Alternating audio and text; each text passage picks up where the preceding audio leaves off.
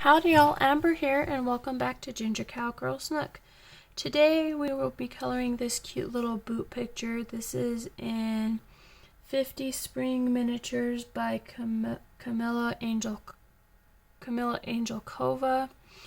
I've wanted to color this picture since I got this book, but I've been waiting, so I'm super excited to color it.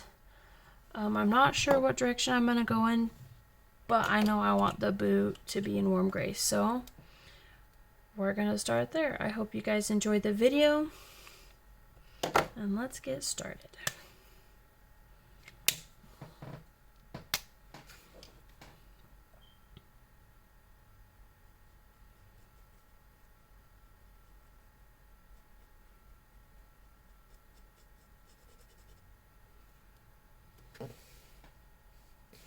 Oh, that's the warm gray. Okay. Let's switch to warm gray 7.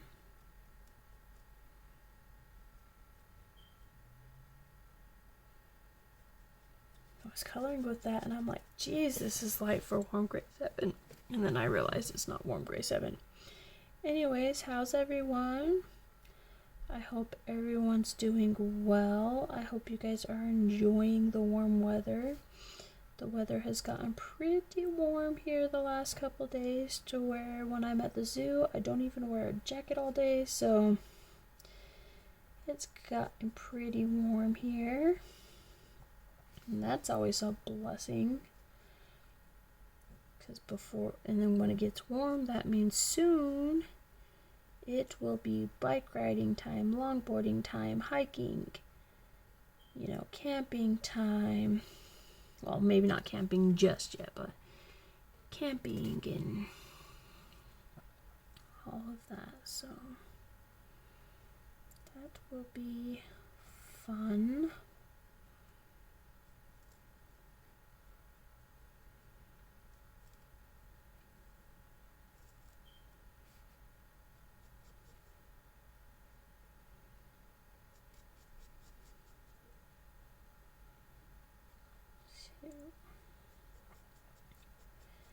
Sorry about the lighting. I had ordered a new lighting setup from Amazon, and I ordered it, and it arrived here. Parts of it was broken, so I wasn't able to use it, so I have to send it back to Amazon, and they're gonna refund me the money for it, so that will be that.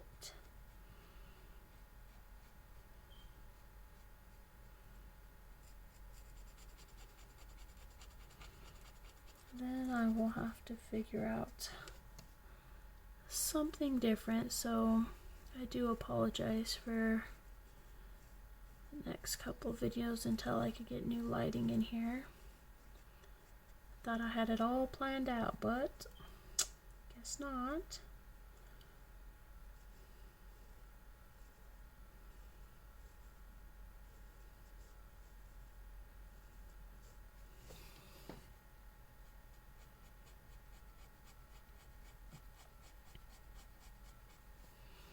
So I'm gonna use the outline method on this boot, because I think that will help with the bleed over that we're having a little bit here.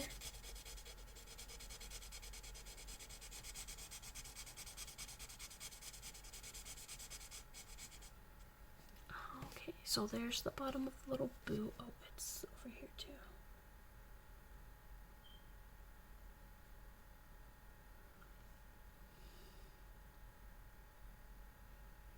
I'm trying to find the sole of the boot.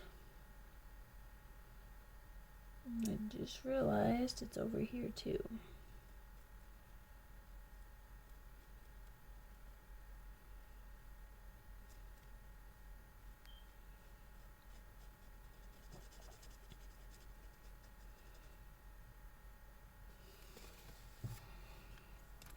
Okay, so there's that. Let's see, let's color these that color.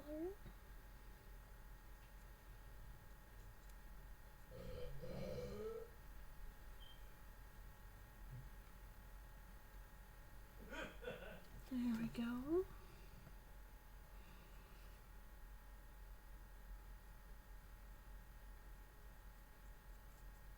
So I was at the zoo today, and I had to go into the sandbill enclosure, and I had to switch out the feed buckets. You know, every week we go in and switch out all food dishes for the animals so that they're not, so it gives us a chance to sanitize them and stuff, and then, you know, we have another one readily available. So I went into the sand enclosure, and I was sandbill enclosure, and I was, you know, taking off the dishes, the 5-gallon buckets that we have their feed in. We just have them attached to the fence post with a what's it called? Carabiner that you use for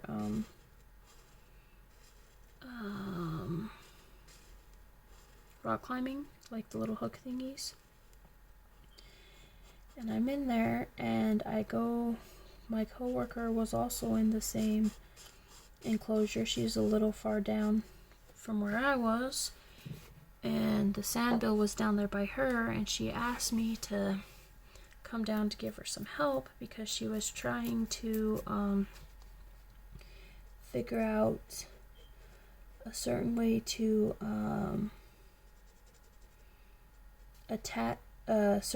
cut some branches so that she could take those branches and she could put them in the aviary enclosure so that the birds have some more ledges to sit on. So I get done switching out the buckets. The sandbills are nowhere near me right now. They're over by her, which is clear on the other side of the enclosure. So I tell her, yeah, I'll be over in a second. So I start walking over to the where she is in the sandbill enclosure. And I get down there, and I'm helping her try to figure out what kind of cuts maybe to help with to where we could get the certain pieces of wood that she wanted. And I'm sitting there, and we've got it figured out. And I go to stand up and move, and Maleficent, which is a female sandbill, decided she was gonna try to nip at my shoes, which, okay, you know, whatever, they're wild animals, it's bound to happen. You know, so she nips at my little shoes, and she starts squawking at me. She definitely did not want me on that side of that enclosure. And she didn't chase after me or anything. So I get done helping my coworker, and I go and take the buckets out to get the new ones. So I get the new ones, I bring them back in. She's right by me. She doesn't care that I'm there. She doesn't try to nip at my shoes or anything. So I'm like, okay. And then I go and I check where we hold their feet in their enclosure. And notice that there needs to be some more. So I go to where we hold the sack feed, and I get me a bag of the feed that I needed. I carry it back to the enclosure, climb into the enclosure. She's fine. You know, she's not nowhere near me. She follows me to, you know, the bin. She's just watching me. Not trying to get at me or anything like that. Just watching. Just watching me. And then I put the lid on the little enclosure, like little place where we hold the food. I'm gonna take a drink of my drink real quick. Sorry, guys.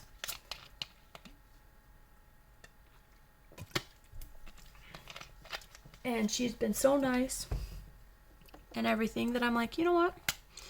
I'm gonna sprinkler out some of the... I'm gonna open the little bag of the cornmeal grain. I'm gonna sprinkle a little out on the, ground fur, because I still keep that in the bin where we keep all of the bags of food, but she only gets it for like treats or like once in a great while kind of thing. So I'm like, okay, I get it. I try to put it in the bin. She didn't want it. She would go over and get it, but then she'll drop it on the ground like one piece at a time. So I'm like, oh, okay, she wants to eat it off the ground. So I sprinkle a tiny, tiny little handful on the ground, kind of in front of her. And apparently this made her mad, because then she started nipping at my shoes again and squawking at me. And I swear, if she could talk, she would be cussing me for making her home dirty or putting her stuff on the ground. Not sure which one. But she sure was a cussing me. And I'm like, I'm sorry. And she's like at my heels, nipping at my heels the whole time I'm walking out of the enclosure. Like, what the heck was up with you, bird? And her boyfriend, I'm gonna say, comes over, and he starts squawking at her because she was nipping at me. And I'm like, oh my gosh, birds. So it was, really funny. Obviously, her nipping at my shoes didn't hurt. Obviously, even when she was nipping at my ankles, it didn't hurt because of how high my hiking boots are. So I'm like, temperamental little miss. So that was a good part for today. And then I go over to feed Nigel. Now Nigel is our pelican. So I get his little bucket of fish, and it's the first time that I'm actually feeding Nigel. And a fellow co-worker of mine, zookeeper, was holding the bucket, and he was all excited, because he knows that's his bucket. He knows that's where his food comes from. Like, he knows that that's his bucket. So we get over there, and zookeeper co-worker of mine's kind of explaining to me what we do for Nigel for him to eat. And apparently you just like shovel it in. Like, as soon as he like puts one fish in his mouth and partially closes his beak and opens it back up, apparently then you gotta throw another one in there. And so I was doing this, and he got upset at me because I was taking too long, apparently. And he started to walk away from us, because they kind of have like, well, it's not really a sign, but they kind of have like a designated feeding area for him. So because he's one of those that's really gentle, so like the public can feed him if they want to. So they have a big huge rock on like the outside of the enclosure, and the purpose of the rock is for like little kids and stuff to stand on so they could feed him. And so I was standing there, and he got mad at me because I was taking too long, apparently, and he waddled away clear to the other side of his enclosure. And so the zookeeper goes and gets him, coaxes him back to where he was, and he is still refusing to eat from me. So my coworker's like, maybe just toss one for him. So I toss one out to him. He catches it midair. He like does this little jumpy thingy. Catches it midair. Swallows it. Squawks at me to do another one. So I do another one. And zookeeper's like, you know what? He seems to like really enjoy that. I've like never tried that. It's almost like he's playing a game, because he'll like catch it, and then he'll have to kind of, I don't know, I guess spit it back up a little bit, which caused it to come a little ways out of his mouth, and then like he'd re-catch it, and so it was like kind of like he was playing with it. And she's like, well, I've never done that because he's always came right to the rocks for me, and if he does waddle away, I could always get him to come back to the rock, because he will not come back to the rock. So she's like, well, maybe I'll just start doing that as some like fun for him. I'm like, sweet. So that was fun. And then I had to go help with the birds. And I absolutely love the birds. So we have quite a few birds that you could actually hold. And there's one that's named Blue. And Blue is being trained by one of my coworkers for like a leash, to where like he flies to her and stuff from like a certain position and things like that. And so I got to help her with that. So I was super, super excited about that. And then,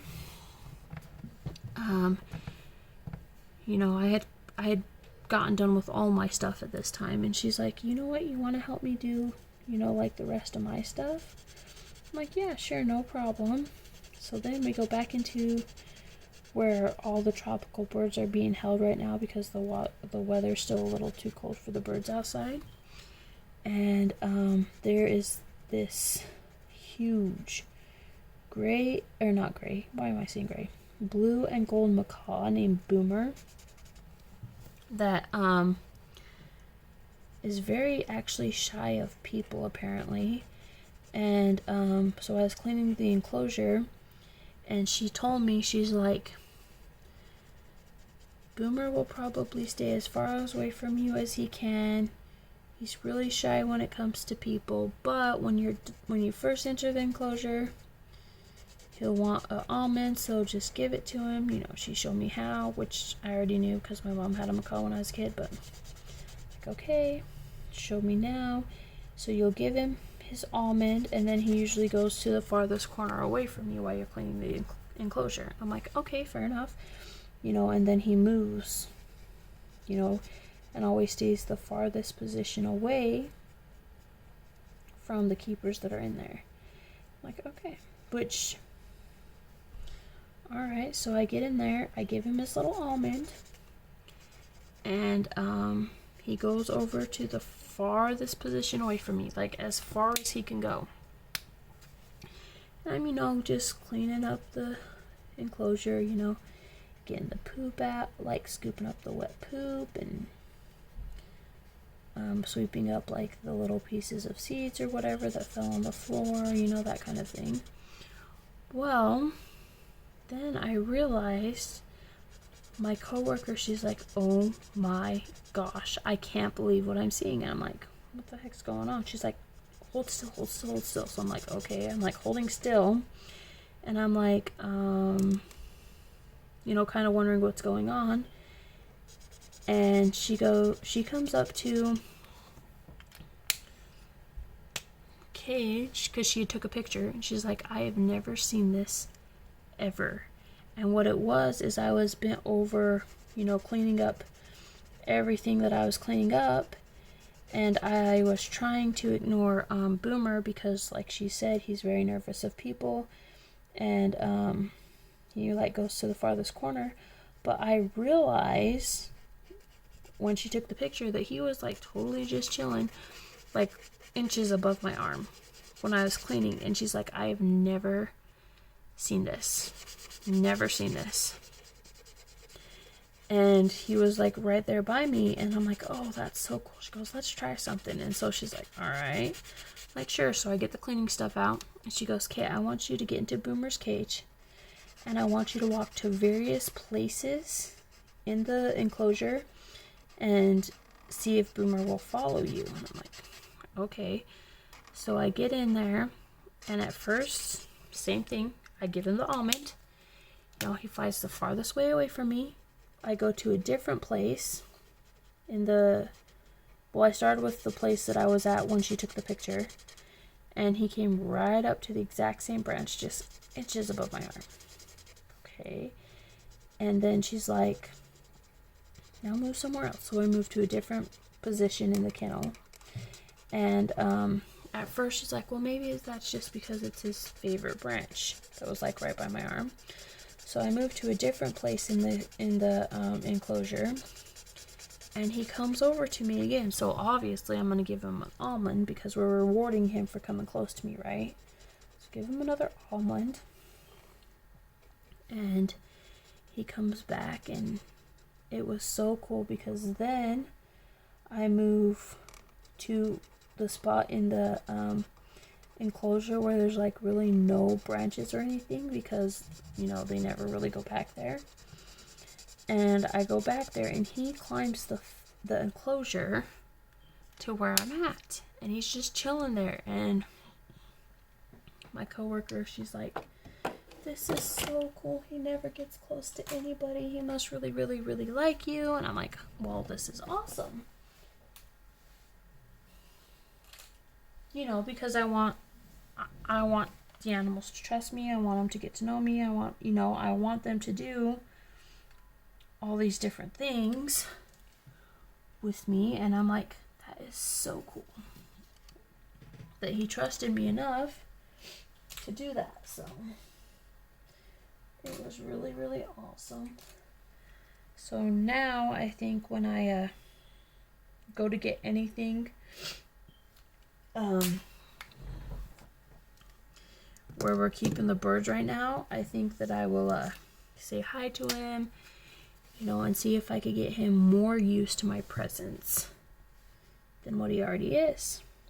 And if so, then maybe they would have another blue and gold macaw that they can maybe possibly,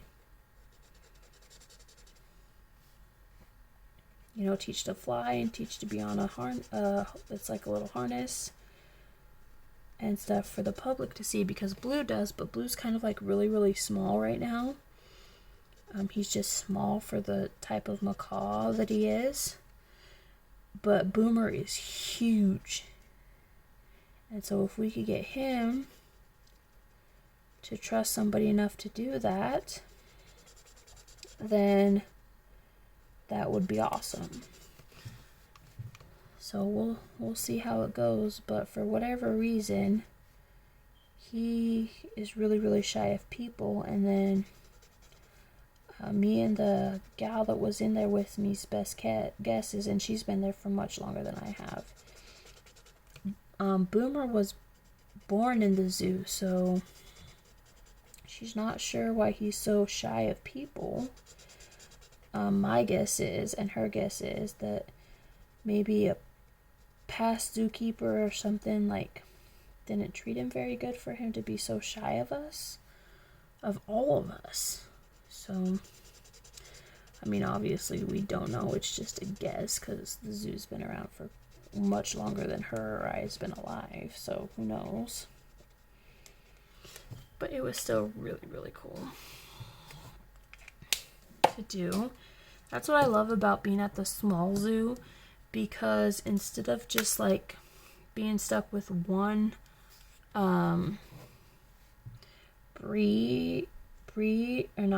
species, like Hovens, species or classification, I should say, you could do many different ones. So like hopefully if I could get Blue to trust me enough, I'll be able to work with, or not Blue, but Boomer to trust me enough, then maybe I could start working with him like my coworker does with Blue.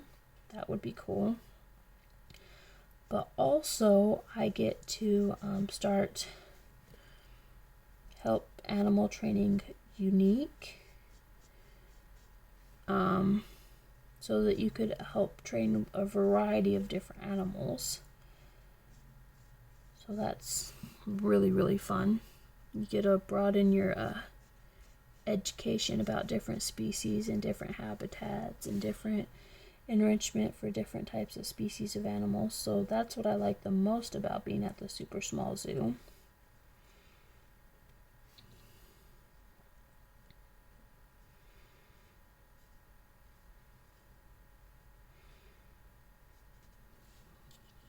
So we'll see how it goes. Hopefully it works out. enough.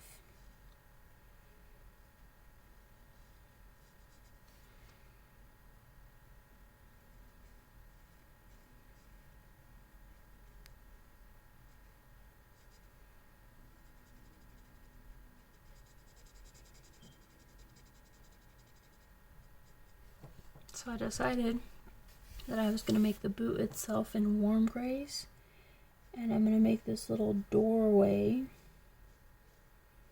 in cool grays.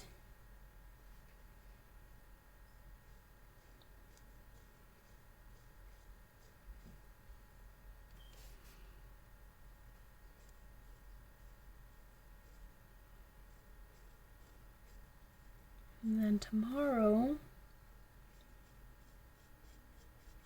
the zoo is officially opening for season. Because since it's such a small zoo, it's not open all year round like some of the really big zoos. I mean, obviously there's people that's working all year round because the animals still need to be taken care of. But it's not open to the public all year round. And tomorrow they're gonna open to the public. And then I was helping one of my different coworkers moving all the reptiles.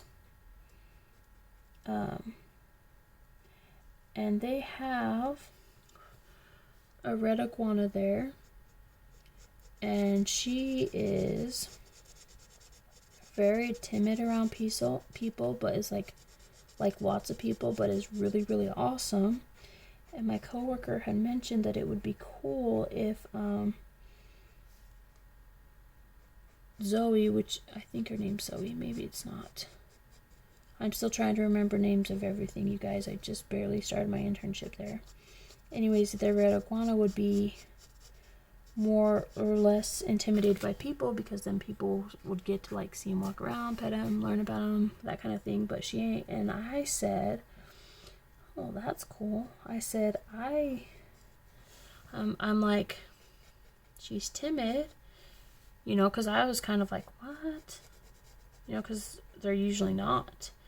And she's like, yeah. And I'm like, And that got me talking about my lizards. And like y'all, if y'all have been watching my channel for a while, y'all know that I have a red iguana and I have a chameleon. Now my red iguana I've had almost 10 years now, and I've had my chameleon for about I would think like 6 months now. And I'm like, that's weird, because my iguana is leash trained. Yes, he has a leash. Yes, he walks on it. Yes, he chills in it. No, it does not bug him. But he's really friendly. He lets people touch him and pet him, and we walk him around the house, and you know, it's like really, really awesome. So she's like, oh, that's cool. So then today, or not today, but when I was at the zoo, I asked, today when I was at the zoo, I wanted to talk to the zoo director about when it's a little warmer, because right now it's too cold for my iguana to be outside.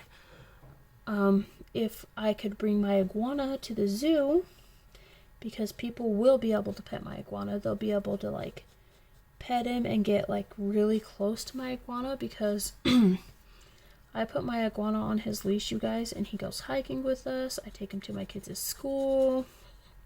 He rides in the car with us.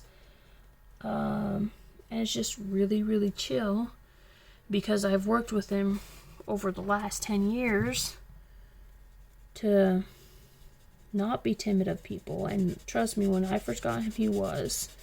But now he's not. And now pretty much anybody could pet him. When I was in vet school, I took him to my classroom, so he wasn't fazed by the dogs or the cats that was running around or the sounds.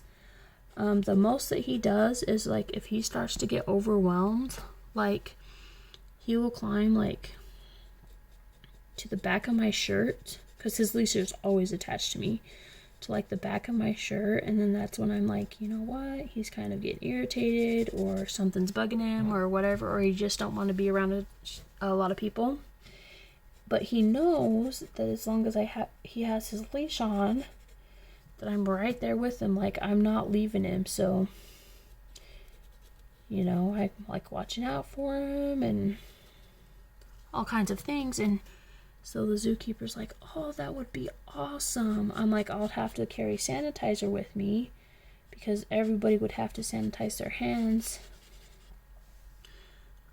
after they touch him, not because of COVID, but even before COVID, that was the case because he carries salmonella, and so you have to wash your hands.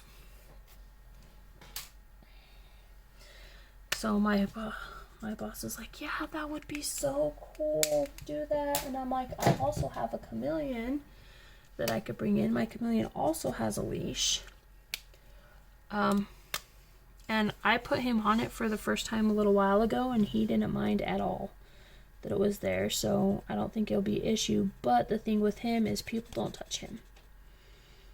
He is kind of a little too timid for that. I mean, I think if I covered his face, like with my hand, like kind of like if he's in a hide, then I think people could maybe pet him. But right now gets a little stressed by being petted and touched by people, aside from like my husband and I, and like some of my kids. So they wouldn't be able to touch Cairo, which is my chameleon, but the zoo director's like, bring him. It'll be really cool for him to see. You know, so I'm looking forward to doing that when the weather gets warmer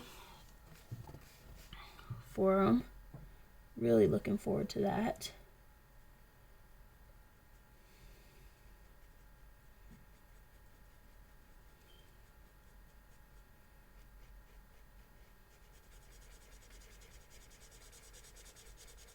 That will be a lot of fun in upcoming days. Well, if it keeps getting as warm as it has been here where I live, they will. I will. So.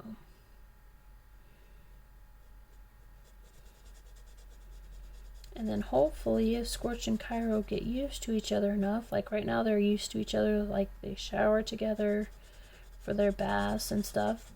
But I haven't tried to, well, I did for a few seconds try to keep them on their leashes on me together. And it was okay because Cairo's so small, he could just, you know, it was okay. I think they would be fine, but at the same time, I didn't do it for a long period of time. So I'll have to either take them to the zoo one at a time, which I probably will, but also take them to the zoo after they get used to being together, like on the same thingy. Like they're on two different leashes, but both leashes are attached to me so that they could climb on me and around me to make them feel safe.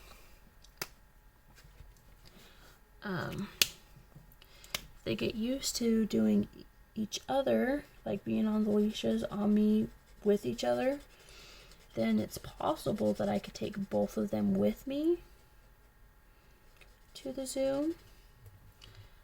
I don't think it'll bug Scorch. I'm a little worried about Cairo. Scorch isn't afraid of birds because of how much I've took him out. But Cairo, I'm afraid, might be still afraid of birds. Because I haven't took him outside since I've got him, really. Aside of just walking him to my mailbox. I did that twice. And there was like no birds, so I'm not sure how that'll be, but Other than that, the only other exposure that he's had to like birds, which is their number one like predator in the wild, is through the window. But then he knows that like there's the screen there or the glass depending on where he is, and the birds can't come through. So I think that would be a little interesting for Cairo. And then I will have to figure out if Cairo is scared of the birds, then I might have to figure out I might have to like pretend that he's gonna hide with like my hand covering him, or maybe like crochet like a little pouch or something for him to go into when he gets overwhelmed or too anxious. But we'll see. We will see when the time comes.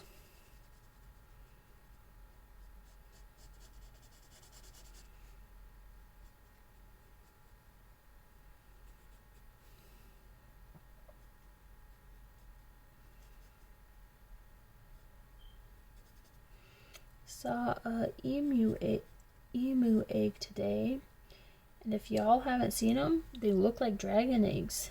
They're a bright teal color. Now they're not like scaly like what you see some dragon eggs are, but they are like a light teal color, and or not light but dark teal color, and then there's little speckles on them. They're actually really, really pretty. I didn't expect them to be so pretty, but they are actually quite pretty. So that was really cool to see today.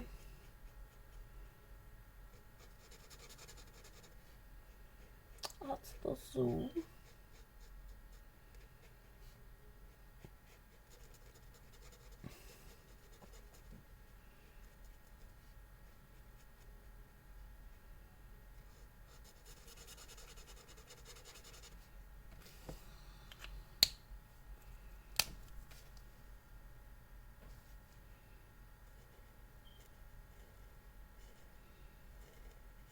That's pretty much what my day was like today at the zoo. And I did a lot of cleanup work today because we're opening tomorrow. So there was a lot of picking up sticks and scrubbing the walks where the people are going to walk, because the peacocks decide that they need to poop on the walkway in one certain spot. And so we had to like make sure we scrubbed that off. You know, had weed piles and rake piles to pick up, weed piles and leaf piles to pick up, and then you know, had like sticks and stuff to move like off the path that we've kind of like haven't bothered to move, because like it's just us people that are interning there, volunteering there, or working there that's been at the zoo lately, so we weren't like too worried about it. So we had everybody doing some landscaping duties, as well as their normal duties that they do while they're at the zoo. And I was actually really excited because when I went to go pick up the sticks from the creek, it's like right next to Kronk, and Kronk is a huge, massive elk, and so it was really nice to be in that close of a vicinity to him and watch him, you know, up close, like throw his stick around and his toys around. And then he likes head scratches, and I know that I can give him head scratches, but usually I give him head scratches in a different part of his enclosure, where it's like it's got the paneling, like cattle paneling, and then behind the cattle paneling it has a really tall chain link fence. Well, it's not chain link, it looks like chain link, but it's this black wire stuff that has squares on it. And I've been able to pet him. I could get between the two little like, because it's like the paneling, the chain link fence, and then the black little square fencing.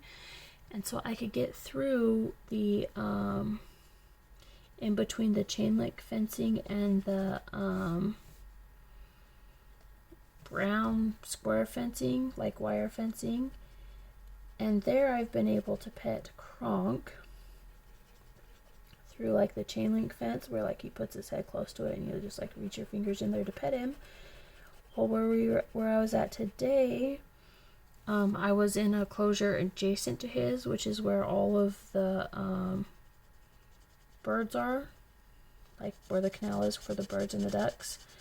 And so it's just, you know, paneling there where I have access to. It's like paneling and chain link.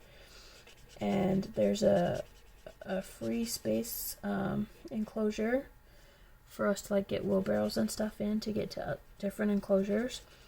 And so when I'm in that little area, it's just the paneling and there's no chain link. And he wanted to come over and get scratches, and so I was able to give him scratches like on his head and his neck. But for the first time, I had to watch out for his antlers, because it's just paneling fence, so they could go through like the bars. But he didn't really even seem to care that I was there, and he didn't try to get me or anything like that, so that was good.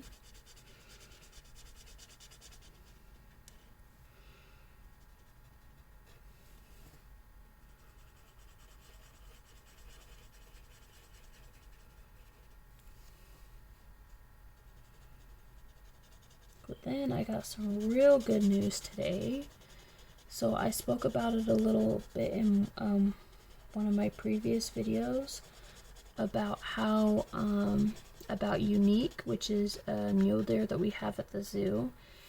And Unique is so gentle.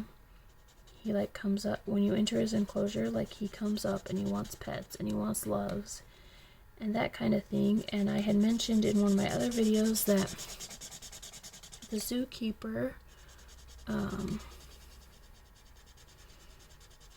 I was talking to the zookeeper and he told me that he wanted to get Unique out there to the public because he's so gentle. He was raised from the time he was a fawn to the time that he came to the zoo by a family. He was like their puppy dog. But then obviously he got too big, and so they had to get rid of him, and they brought him to the zoo, and the zoo took him in. So he was telling me how he wanted to get Unique out into the public,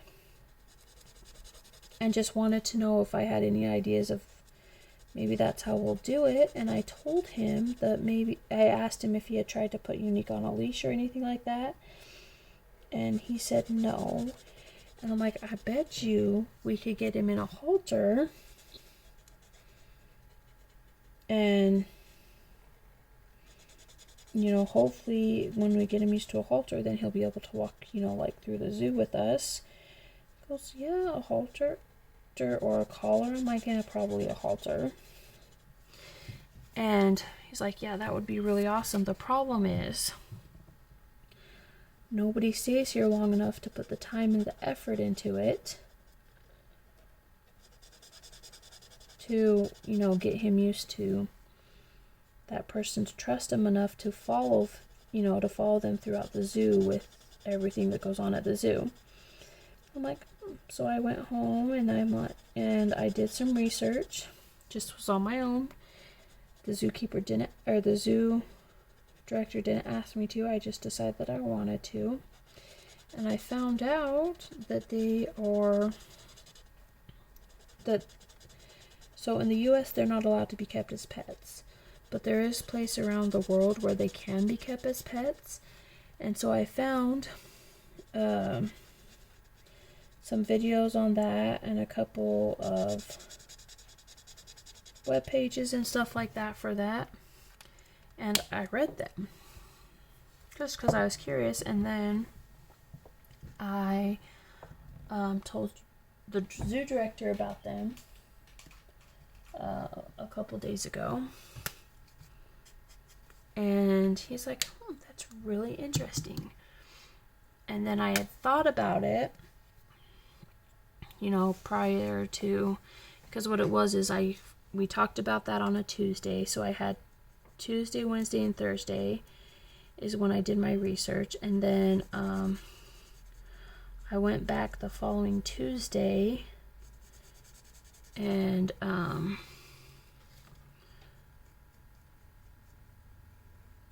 I did the research, talked to him about it Tuesday, did the research Tuesday, Wednesday, and Thursday, and I mean a lot of research. And then on Thursday I went to the zoo and I told him that I had found that people train them like horses, which is what I assumed they would do in the first place, even before I did the research. He's like, And I told him that because you train them like a horse, that I would believe that I could do it. Because I've trained lots of horses in my time. From wild ones to not wild ones, to colts, to yearlings, a whole bunch of just like different ones. And, I just left it at that. And then today, while we were putting up some duck houses, he said, you know what, Amber? He goes, do you really think that you could do it? Talking about unique. And I'm like, I believe that I could. And he goes, well, do you think you would be too pushed for time to do that? And what he means by that is I go there every Tuesday and Thursday, and I'm there from 2.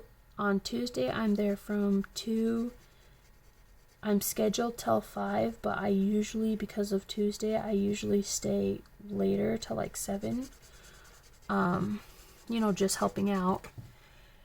And then on Thursdays, I'm only there till 5 because I have to come home, and then my husband, has to go to work. So he asked me if I, if first he asked me about how much time do you think it would take to get him all, set, kind of asking how I would plan to do it. And I told him a little bit about it on the last day that I talked to him about it. And he's like, And then he wanted to talk more about it today, and so he's like, I want to kind of get it in depth.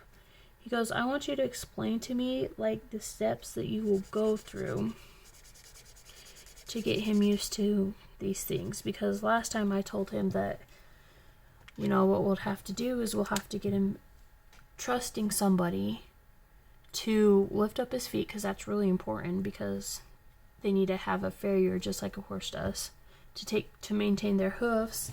So lifting the feet up will be really important, and then getting him to trust somebody enough to follow him in the enclosure. And then he goes, well, how would you go? What would be this? Last time he's like, well, what would the steps be? And I'm like, well, we'll have to get him. Well, first I said, well, we'll have to get him able to trust somebody enough to pet him and love on him. And then that person would have to gain his trust with the rope in the halter. And then after he was okay with the rope and the halter, he would have to Unique would have to trust the person to follow on the leash and the halter. He's like, okay. Well, then today he asked me to go a little more in depth about how that would go. And I'm like, well, the first thing that we'll have to do is he's really comfortable with people because of the way he was raised. So I don't think that will be a big of a problem. And then I'm like, but you'll have to get him comfortable enough because the director mentioned that he wanted him to get used to his feet being lifted up for the farrier. And I'm like, what I would do is I would get him, he's already comfortable with me, because I'll go into his kennel and he'll come up, his enclosure, he'll come up and want pets, and he'll follow me around in the enclosure. You know, because he just wants to be by me and anybody really. I'm like, so I don't think that would be a problem. I said, I think the problem would be him trusting somebody to touch him more than just like on his back and his neck, you know, because that's mainly where we pet him. He goes, so how would you go about doing that? I'm like, well, I would start with the first thing I would do is I would go in to the kennel and I would start petting him and kind of just judge his behavior, like his body language, to see where he was more comfortable and where he was less comfortable of me touching him. And I said, and then I would start working on those places that are less comfortable. So he kind of is okay with people like touching around his ears or like down on his face a little bit. But he don't get mean, or he doesn't like pull away or anything, but you could tell he's like more cautious about those places. I'm like, so I'd start there. And when I got him used to me touching there, then I would start, you know, other places, so that I would be able to pet his whole body from the tip of his muzzle clear down to his little hoofs on every single foot, back, neck, head, ears, all of that. And then when I got all of that done, then and he started to trust me doing that, then I would start like rubbing down his legs. And I just went by play like this. And then he's like, okay, so now he's used to his getting touched everywhere. Then what do you do? I'm like, well, then I would practice me just lifting up his legs, setting it back down, like lifting it up off the ground, set it back down, lifting it up off the ground, set it back down, until he's comfortable with that. And then I would work on it bending the way it has to bend for the farrier to do its job. So that is with his hoof turned backwards, like at the wrist, like this, if you guys could see that, or out straight, depending on what foot it is. And then when he was comfortable with that, then I would practice him blinging on me to keep his balance while his foot has to be up in that position for, you know, however long it takes the farrier to do it. Okay, then what'd you do? I'm like, well, then he'll be foot trained, and then I would start working on the halter and the lead rope part, which means I would take the lead rope and halter in with me on like my hands, and so he'll get used to hearing it rattle, he'll get used to listening to it shake, he'll get used to seeing it in his peripheral vision, and then I would get to where he's used to hearing the sound of me dropping it and then picking it up. He goes, okay. He goes, then what? I'm like, and then after that, all that's done, then I would get him used to having the lead rope draped around his neck and like the halter in my hand, because if he could get used to the halter being on his neck, or the lead rope being on his neck, then you're able to have both hands to trust to put the halter on when the time came. Like, and then when he got really used to everything with that lead rope and got comfortable with that halter around him and near him, then I would start, you know, touching him with it, like in the areas that I needed to go. So like, you know, putting his little muzzle in the nose part for a few seconds, taking it back out until it didn't faze him anymore or get nervous about it. And then I would practice, you know, sliding it up on his nose more and more and more until eventually it's all the way up on his nose. And then I would start working with his ears, because you would have to move them forward or backward or to the side, depending on what kind of halter you use to get the halter done up in the first place. And then after that, and he's okay with all of that, then I would get him used to being led with me at the other end of the rope in his enclosure, so that he would follow one, building trust in me, two, realizing that when we walk, there's going to be a little bit of pressure on his muzzle from the halter. Then after that's done, we'll start slowly exiting his enclosure until we're able to walk through the zoo freely, and then eventually where people can walk around him when he's on it. He's like, He's like, well, how long do you think this will take? And I'm like, well, the biggest part, the most nerve-wracking part, we've already hit that milestone, and that's him getting comfortable with people. You know, I said the next hardest thing, I think, for him would be when we actually exit the enclosure and start walking through the zoo, because then instead of just hearing the animals, he will see them. He will see the turkeys walking around. He'll see the peacocks walking around, the different smells that he will smell much strongly. You know, I think that would be the next biggest issue. And then I think after that, the next biggest issue would be people coming up to him really, really fast. Because he's used to people coming up to him, but we do it slowly. And we let him know that we're coming way before he could even see us. Like in an enclosure. You know, but if he's out walking around in the zoo, people ain't gonna do that. People are just gonna come right up to him. And maybe even sometimes really fast. So, he goes, I go, and honestly, I don't know how long it will take. He goes, okay. He goes, so if I did give you the responsibility, how would you be able to do that and keep up with, you know, all the stuff that I already got to do at the zoo? And I said, well, usually the tasks y'all give me, because I get a list of tasks that I need to do each time I go to the zoo, and usually I have them done by 4. And I stay till 5, and so that gives me a whole hour to do work with Unique. And I'm like, on Tuesdays, I get done at 4, and I usually stay till 7, so that would give me a lot of time to work with Unique. And he goes, well, you do realize, you know, that you won't stay in there that whole, like, hour. I'm like, oh yeah, sure.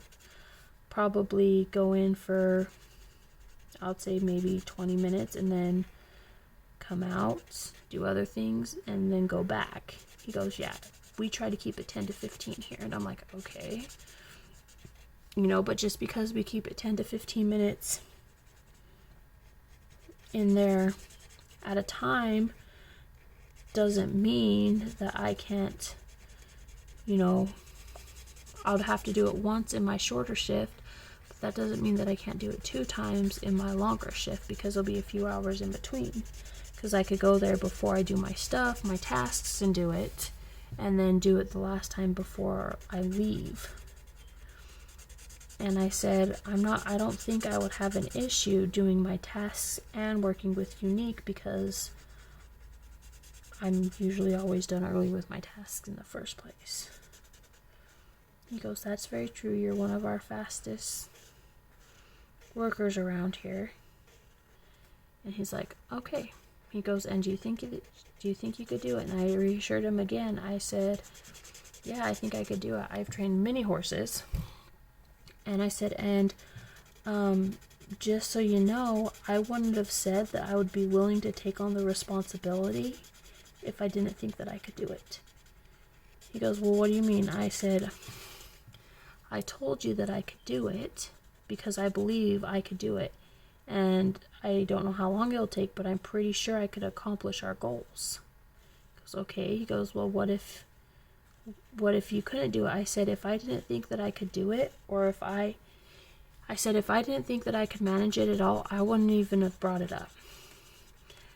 And I said, if I thought maybe I could manage it, maybe not, I would say I would give it my best shot, you know, to do it. He goes, okay, I like that. So I actually get to start working with Unique on Tuesday when I go back to the zoo. And I'm so excited. It'll be a lot of work. But I think it will be worth it at the end.